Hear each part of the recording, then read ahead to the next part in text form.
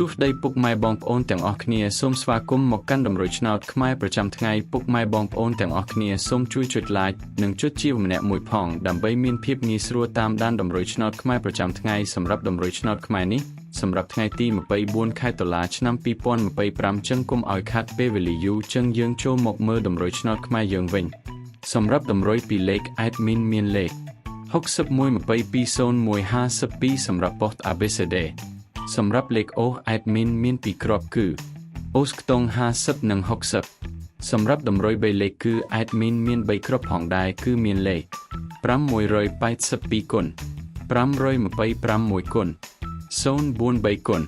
បើសិនជាពុកម៉ែបងប្អូនទាំងអស់គ្នាស្រឡាញ់និងពេញចិត្តលេខទាំងនេះពុកប៉ែបងប្អូនអាចយកលេខទាំងនេះទៅផ្សងសំណាងបានជាចុងក្រោយសូមជូនពរពុកម៉ែបងប្អូនដែលយកលេខ admin ទៅផ្សងសំណាងហេងទាំងអស់គ្នាជូនពរពុកម៉ែបងប្អូនជួបតែសំណាងល្អមានសុខភាពល្អសូមជម្រាបលាជួបគ្នានៅថ្ងៃស្អែកបន្តទៀត